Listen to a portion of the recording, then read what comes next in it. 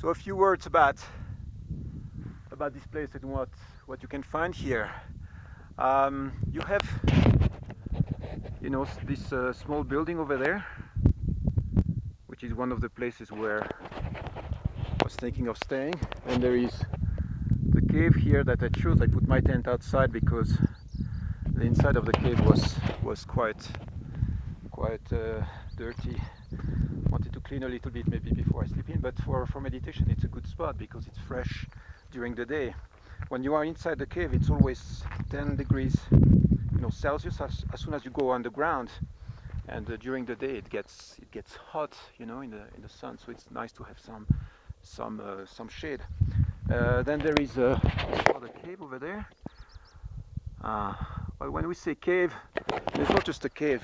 Very often they create a wall of rocks, building to protect a little bit the entrance. And this one is quite a complex one. You see there is a window opening here,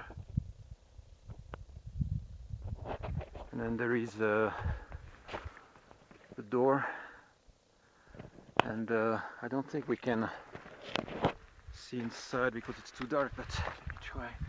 Maybe we can. Yeah. Oh yeah, we can see. Good. Well, it's a mess. See rubbish. Last Baba who has been living here, last Sadhu, didn't really clean. I guess very often when you go into this meditative spaces, sometimes you forget to take care of the physical world, and you enter into a reality which is no longer related with the physical world. And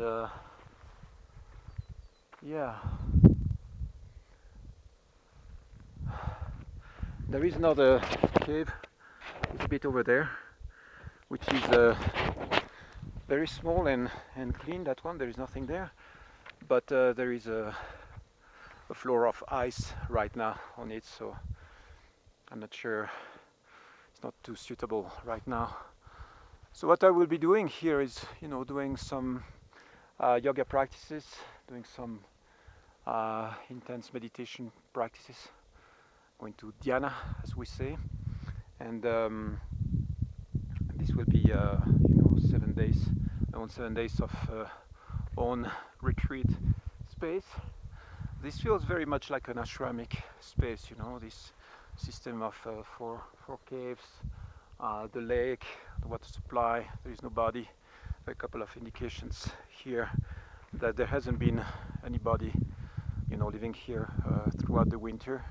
And I heard that the Babas or the Sadhus who were living in those two caves won't be coming back, probably in the spring. So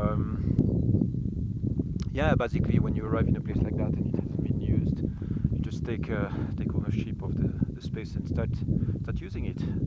As long as you are dedicated to a path which is pure and sacred, and they see that you have good intentions. I had like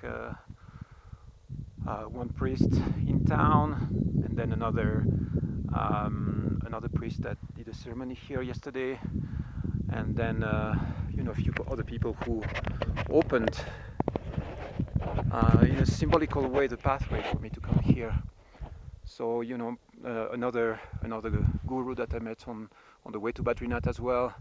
And when I mentioned Badrinath, I mentioned Satopanth, they all said the same. They said, start giving me explanations of how to get there, and they said there are these caves. And when I asked, one of the caves was actually locked. They said just you find you can go through the window and enter into it. And so they were quite enthusiastic and open to the idea of me being here, even though I'm a Westerner. So as long as there is respect and openness, and they recognize that you are that your heart and your intentions are pure, then then this is it. The doorways open up. But remember that it didn't happen overnight. First time I came here was again 12 years ago in 1999, actually, around the same period of the year. So it's actually 13 years, and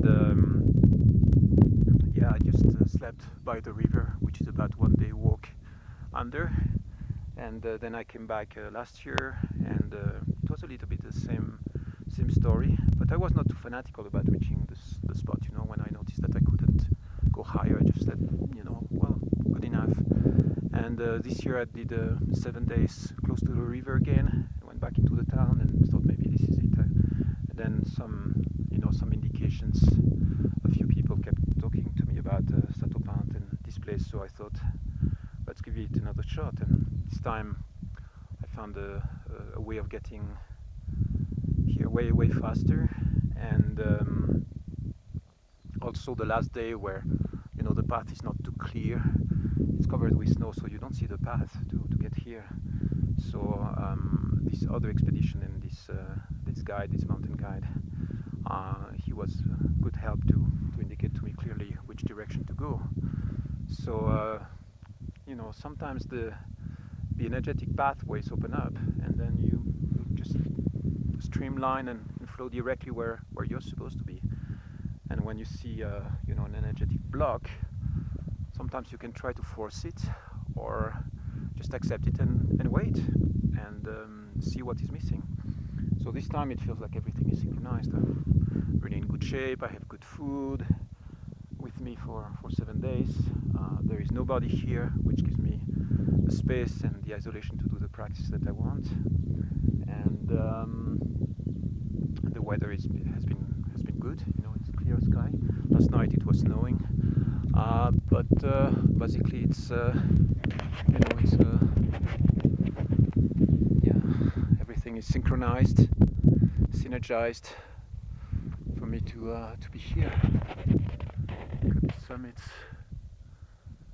I'm surrounded by high peaks. So I will start engaging to the practice. Maybe do some cleaning of the place. Yesterday I cleaned a little bit the